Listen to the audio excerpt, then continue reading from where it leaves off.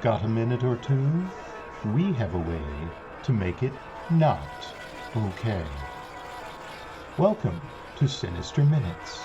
I'm your host, writer and storyteller, Kurt Homer. Next to me is the master of macabre musical musings, the maestro of mood, Tim Parker. Together, let us take you on a journey into the dark heart of disturbing. Sinister Minutes. It's not okay.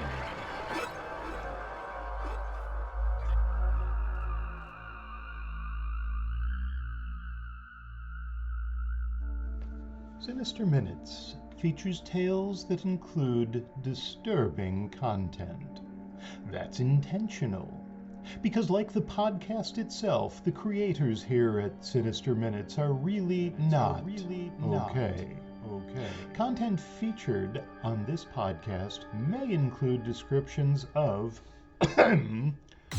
abuse, addiction, alcohol, blood, bodily fluids, bondage, bones, bullying, burning, cancer, cannibalism, cheating, clones, coma, confinement, control, cults, death, decapitation, depression, diet, divorce, domestic abuse, drowning, drugs, dying, eating disorders, epidemics, experimentation, family conflict, fear, fighting, fire, gaslighting, ghosts, gore, guns, harassment, hate crimes, hazing, homelessness, homicide, hospitalization, hostage situations, hostile work environments,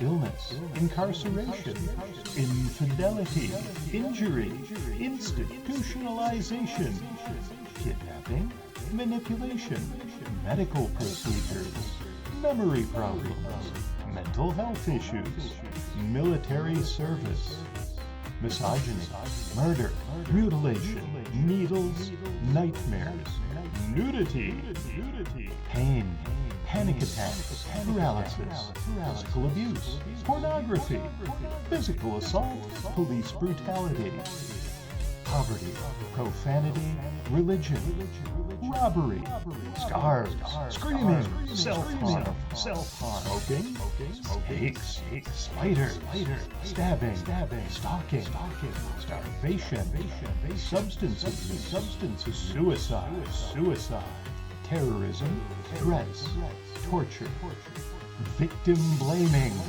violence, war, weapons, weather, and maybe, just maybe, witches.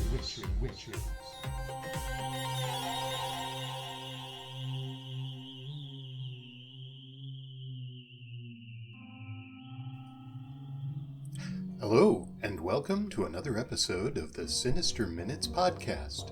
Thank you so much, as always, for giving us a listen, and also for telling your friends and family to check us out. Hell, tell the people you don't like, too. They all thought you were strange anyway. We'll be continuing to get new episodes out to you every other Friday because it's you, yes you, who bring the creative and devious smiles to our faces. If you want to let us know how we're doing, you can find us on Facebook under Sinister Minutes or just reach out to us via sinisterminutes@gmail.com. Today's episode of Sinister Minutes includes two tales involving technology, both written and narrated by yours truly, Kurt Homan, and musically enabled and enhanced by Tim Parker. In the first tale, we'll be reviewing an application called Akamana, a helpful little application that can only help you live your best life. In the second tale, we'll introduce a group called The Watch, a bunch of folks almost entirely unlike any neighborhood watch you've ever encountered. All the technology Tim and I employ is based on equipment we found on the side of the road and tapped gently with a stick until something lit up. Technology that's only powered up because of an extension cord held together with duct tape and draped through a puddle.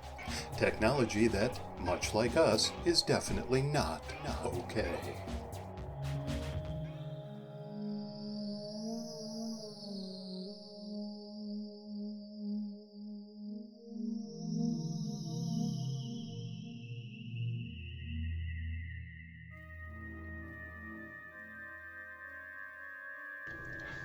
Akamana, written and narrated by Kurt Homan. 5 stars! I freaking love Akamana! This app has blocked something like a few hundred mind creepers already, and I only downloaded it a week ago. I paid for my education. Every download. Think I'm gonna let some creeper just steal it all out of my head? Buy your own damn degree. The other apps I tried slowed my life down to a crawl, or just didn't work. Akamana's brand new tech, and that keeps the price down. Plus, they give a solid guarantee. How could I lose, right? And the app rocks. Shuts the creepers out, even cuts the noise way down. Getting it loaded was a snap. Neuronet interface, standard controls, auto install. Maybe 5 minutes to get it working, and most of that time was my own brain. If you've configured think to text, and who hasn't, Akamana's a breeze. Day after I loaded it, I actually napped on a train. So quiet. No headcasts, no ads, no beggars, nobody and nothing shouting in my head. Nothing in, nothing out. Pure bliss. A couple days later, I tested it out, crafted up a bogus headcast, made it look all official, a pop-up fruit market near a midtown train stop. As if you could get real fruit anywhere in this town. I figured anybody creeping would take the bait. Maybe one person got off at that stop. So as soon as the doors closed, I reset the headcast to point to the next stop, and then shut down Akamana. Sure enough, the whole train goes crazy when we pull into the station. People crushing each other, thinking they'd maybe see an apple. It is so worth the few bucks they charge. Update. Couple weeks in, and this app has changed my life. All positive. I used to shut all my apps down at night. They all say you don't have to, but we know better, right? Akamana states up front it's designed to be run 24/7 to protect you from dream creepers and sub-marketeers, but my room's super shielded and I've never had those kinds of issues. Or so I thought. First time I let Akamana run all night, it blew me away. I've never slept that well. Next night, I tried shutting it back down and the noise in my head went crazy. Guess I just never noticed how much was getting through before. Turn it on and leave it on. Update. A month in, and Akamana's still kicking.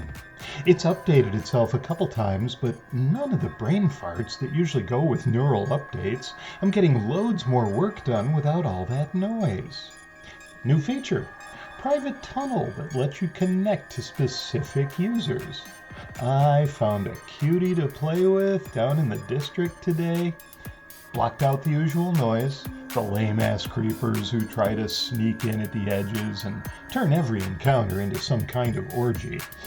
I connected, got approval, and the two of us were going at it in no time. The crowd never knew, and the two of us didn't have to so much as exchange a look.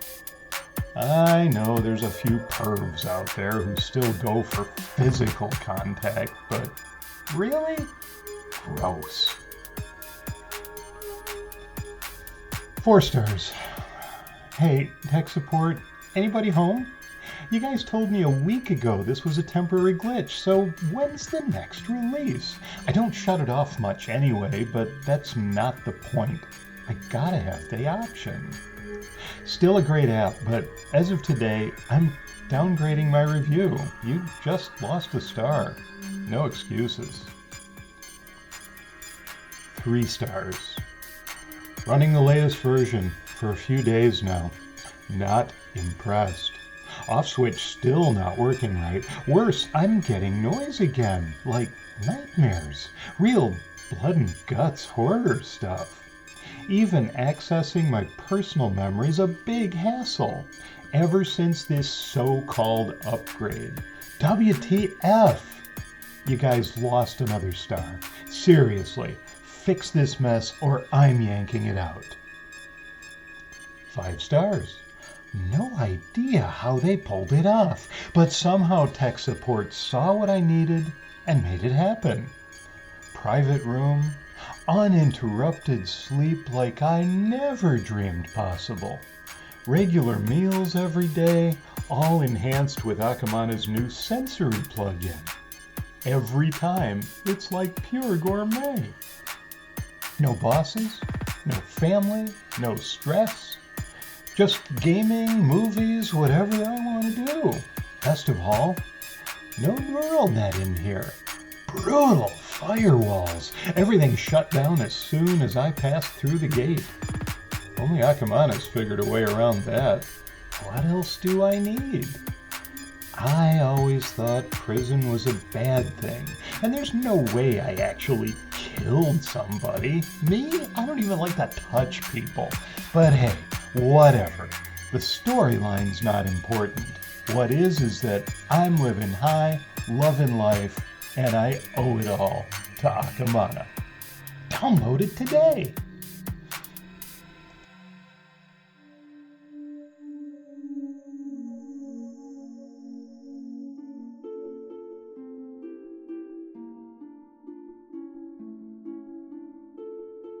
Charlene had staged the space for nothing less than a grand exit around the wide rim of the freestanding tub that dominated the center of the room. A dozen votive candles cast flickering shadows on the walls and ceiling. Several steps away, a smoldering stick of incense atop the sink released a crooked trail of lavender-scented smoke into the room. She pressed the edge of the razor against her skin, envisioning the kaleidoscope patterns her life would create as it flowed into the steaming water. The hotel's royal suite was a picture of decadence, the bathroom alone larger than most full-size rooms. Walls and floor were lined with dark gray tiles that contrasted with the brilliant white of the fixtures. Terms like tasteful and elegant came to mind, but in the end, it felt like being part of a black and white photo. After a couple days of living higher above her means than she'd ever dared, Char was ready to add a big splash of color. She pressed the blade harder against her inner arm, almost but not quite hard enough to break the skin. If she did it fast, maybe it wouldn't be any worse than a paper cut. There was a loud knock at the bathroom door. "Housekeeping!" Char shrieked and dropped the razor as the door swung open. A woman stepped into the room. "Oops, sorry." Char crossed her arms over her chest. "Who? How did you get the hell out of here?" "I'll leave your clean towels on the..." "Hey, you can't have open flames in here." The maid set her bundle of towels on the rack and glared at Char. "You'll set off an alarm. Hell, maybe even the sprinklers." "Fine, fine." Char scooted lower until only her head remained above the water. "I'll blow them out. Now, if you don't mind..." "Wait a minute." The maid's dark gray dress and crisp white apron matched the decorating scheme of the bathroom. Even her hair, hanging below the white bonnet perched on her head, was a mixture of jet black and silvery gray. "You're..." She scanned the room, then fixed her gaze back on Char. "You're planning to kill yourself." Was it that obvious? "Lady, I don't know who you think you are, but that's it, isn't it?" She pulled a wrapped bar of soap from her apron pocket and placed it on the sink next to the existing, barely used bar. "If I tell you I'm not, will you go away?" The maid picked up the wastebasket, saw that it was empty, and set it back down. "Candles, incense, damn that stinks. Is that supposed to be lavender? Shar sighed. If I was planning to kill myself, and I'm not saying I am, I suppose you'd call the cops? The other woman cocked her head in a quizzical fashion, then brightened. Nah, by the time they got here, it'd be too late. But I'd get stuck here until they showed up because they'd want to talk to me for hours and, well, my shift's about over. She took another step into the bathroom until she stood between the tub and the bathroom door, blocking the only exit. Hands on hips, she scanned the room. What's on the menu tonight? Overdose? Or open your veins and bleed out? Shar wrapped her arms more tightly around herself. She wished she'd added some bubble bath to the water, and an image of pink bubbles flashed across her mind. Lady, I'm not gonna. I gotta tell you, there's better options if you want to leave an attractive corpse, said the maid. Back home, when somebody's nana dies, they prop her in a chair, dress her up real pretty, and parade her through the streets. She wants to look nice for that. You go in that tub, you're not gonna look so nice. I don't care what The maid lifted the stack of towels she'd left on the sink and began to arrange them in the towel rack. You know what's funny?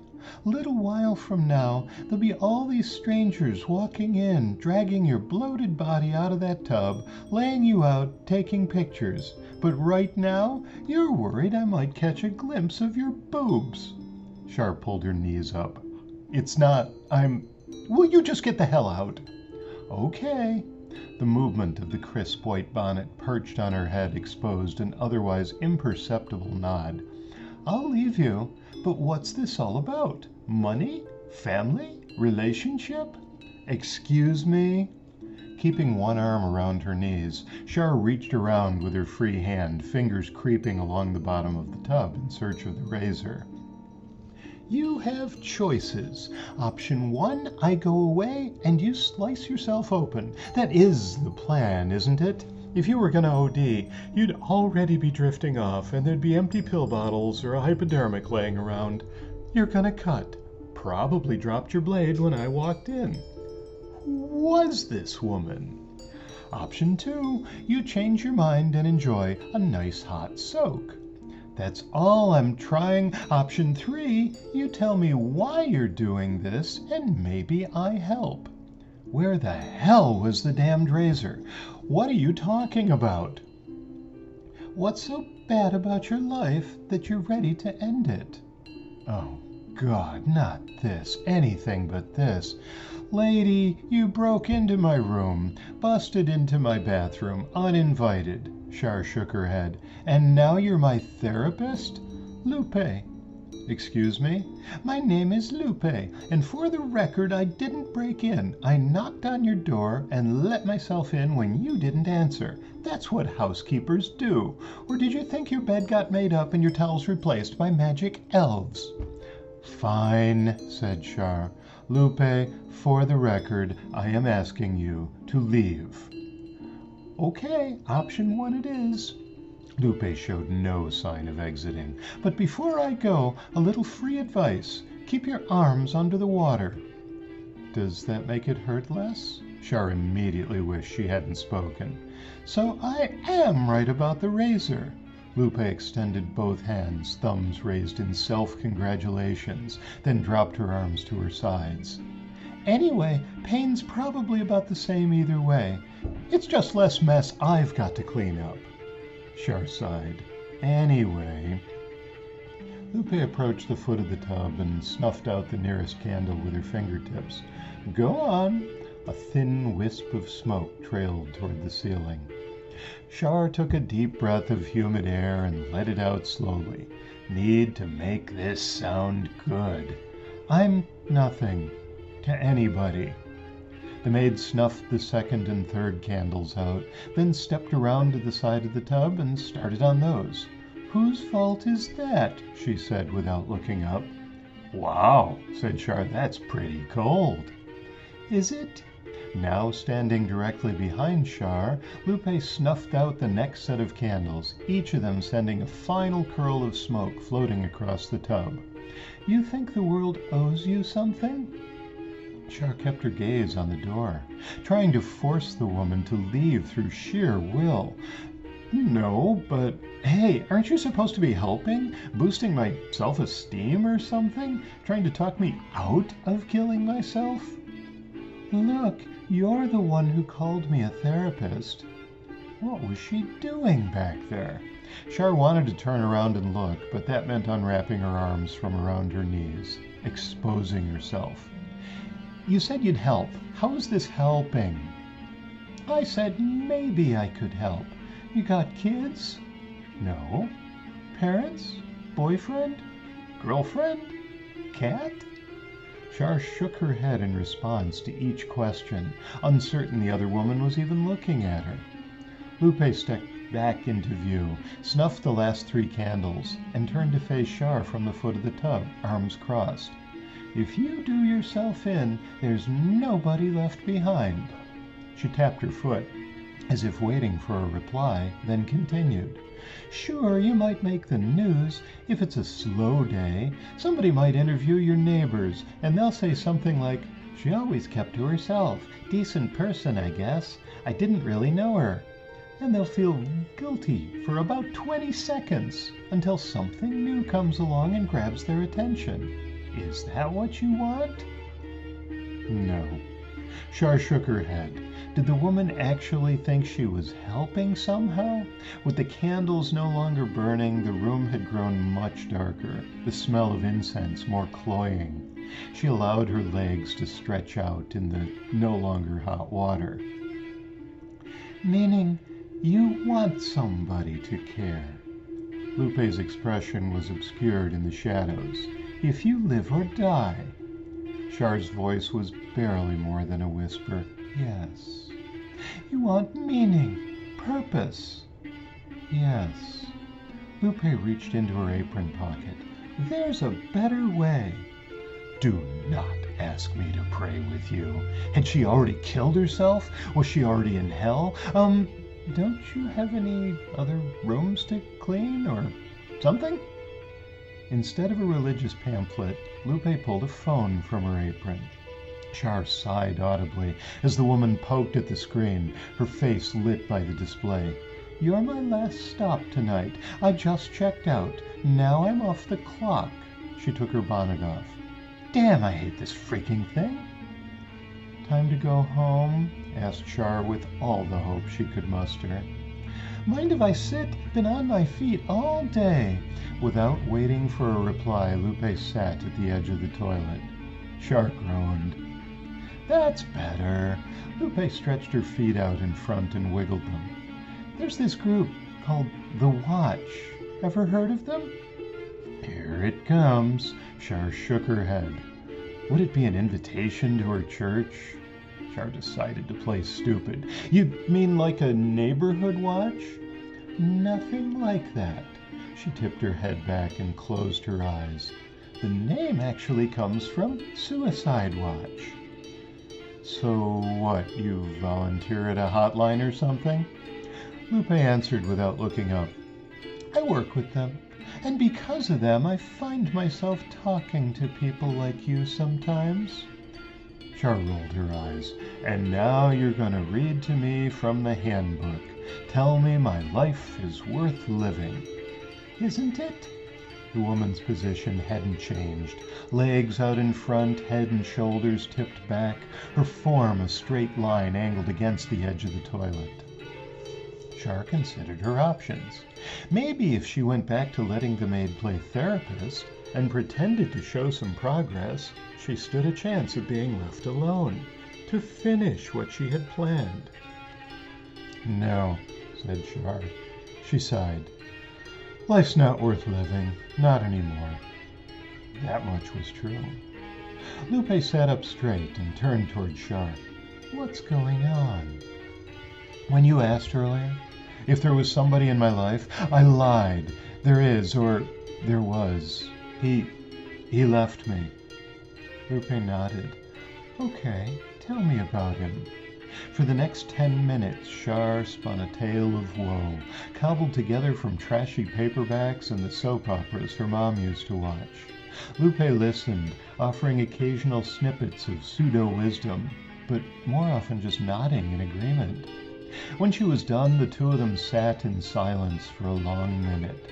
The water was barely tepid, but Shar knew she had to get rid of the woman before she could do anything about it. When she felt the silence had gone on long enough, she said, "I'm not going to do it." "What?" "Once you leave, I'm getting out of this tub, drying off, and going to bed. Tomorrow's another day." "Really?" Lupe sat up straight. "Really. You get another merit badge from the watch." "You know, it's not me who's winning here." She stood up from the toilet. "It's you. I can see that now. Thank you for listening. But if you don't mind, this water's really getting cold." The maid stepped towards the wall and adjusted the dimmer switch until the room was a bit brighter than the candles had been. "I don't want you to trip and fall in the dark." As she opened the door, she turned back to face the tub. "I'll check up on you tomorrow, if that's okay." "Thanks," Shar nodded. I'd like that." Shar found her razor at the bottom of the tub moments after the housekeeper left the room. She lifted it carefully and placed it on the edge, next to one of the snuffed candles. Opening the drain, she let the water swirl down and shivered in the chill air on her exposed skin. When the tub was half empty, she flipped the lever back down and turned on the tap. Icy liquid splashed into the tub, raising goosebumps. Soon the water ran hot again and steam began to rise. She let it pour until the tub was nearly full, and the warm relaxation she'd felt earlier, before she'd been interrupted, began to return. She considered relighting the candles, but decided against getting out of the tub. It would be comfortable enough to bring the curtain down on her life without all the flickering, and the maid had thoughtfully provided her with enough illumination to accomplish her goal. Shar held her hands up out of the water, palms facing her. She gazed at her inner arms, studying every nuance. Fine downy hair that started just below her wrists, prominent bones visible beneath the skin, the blue-green of the vein that started at her wrist and disappeared somewhere inside her lower arm held her gaze the longest. There would be pain, yes. Pain was a part of any change, after all. But the pain she would inflict on herself was nothing compared to what she would suffer in the coming months. The prognosis she'd received from not one, not two, but 3 doctors left little room for alternatives. After tonight, pain would be a thing of the past. "What a steaming pile of bullshit," she said out loud, recalling her final conversation. If the watch was supposed to convince her not to end it all, they'd failed spectacularly. Nothing the maid could have said would have changed her mind, not in the least. Shar had said just enough to get the woman out of the room, and now she could get back to the business of fulfilling her own death. "What a steaming pile of bullshit," muttered Lupe as she slipped out through the service entrance and into the alley behind the hotel. She punched the memorized number into her phone. The watch had been right about Shar. Of course. The display showed the hotel bathroom, where she'd spent the last half hour setting up multiple tiny cameras. The flickering candles would have created a more gothic atmosphere, but snuffing them out in favor of consistent lighting meant better image quality. The watch was already switching between camera views. The 2 behind Shar's head, challenging to get just right, ensured that viewers would see everything she focused on. Shar had assumed the watch to be an anti-suicide organization, and if Lupe failed to correct her, that wasn't the same as being downright dishonest. She switched off her phone, lacking the morbid curiosity of those who gathered to watch and wager on live-action pay-per-view suicide. What she needed was to be back at work, bright and early, to retrieve and hide away the gear. Only then would she let out a blood-curdling scream to bring the curtain down. No one would raise an eyebrow when the traumatized housekeeper quit her job, and soon enough she'd start again in a new city with a new name and a fatter bank account, all courtesy of The Watch. Sinister Minutes is presented by Kurt Homan and Tim Parker. The musical score was composed and performed by Tim Parker. Our production team consists of Kurt Homan and Tim Parker. On behalf of everyone here at the Sinister Minutes podcast, namely Kurt Homan and Tim Parker, we thank you for listening, for joining us as we explore all the ways in which we are not okay. This audio program is copyright 2024 by Kurt Homan and Tim Parker under a Creative Commons Attribution, Non-Commercial, No Derivatives license.